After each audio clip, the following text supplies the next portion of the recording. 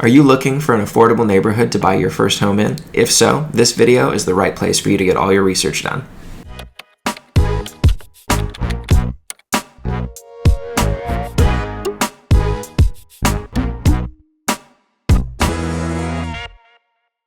Welcome back to Living in Spokane, Washington. If you're new here, my name's Hunter McKay, and I'm your local real estate broker. If you have any questions about Spokane, please don't hesitate to reach out. Drop me a comment, or if you want, my private contact information is in the description. Now, let's get into today's video. One of my favorite first neighborhoods to talk about is West Central. Might be because I currently live in West Central. I really like it because if you're close enough to what we call Kendall Yards, then you have a real massive upswing that you can make over the next couple of years. Yes, a lot of West Central is primarily houses that have been neglected and are a little bit more run down than the average neighborhood. This is going to be an opportunity for you to put in sweat equity. But what I really like about it is this has been a massive upswing neighborhood because of all the development that has happened, not just because of Kendall Yards, but other buildings that have gone all around the West Central area. So for those of you that don't need the perfect house and are willing to put in some sweat equity, West Central can be a really great place to start. Going a little bit farther north of West Central, we hit an area just south of Francis called Shadle Park. And it's a little bit less uppity than Audubon and Downriver, which we've talked about in other areas. And I don't mean uppity in a bad way. I just mean you're going to spend a little bit more to be in Audubon or Downriver than you are to be in Shadle.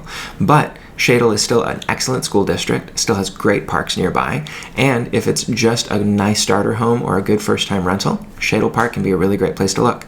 On the other side of town, more towards the east section, but still north side, we have Corbin Park.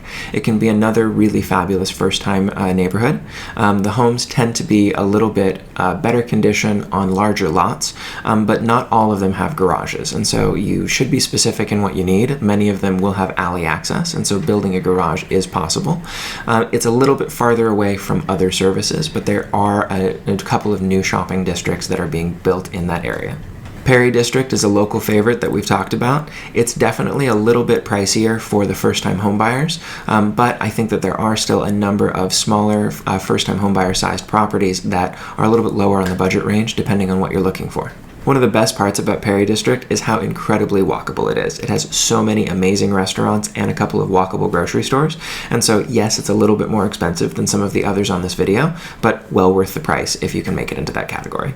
My first rental property was in Hillyard, and I think Hillyard gets a bad rap from locals because it's not considered the best neighborhood in the area. But when you look at it ranked nationally along metric lines and look at the data, it's really a perfectly wonderful place to live.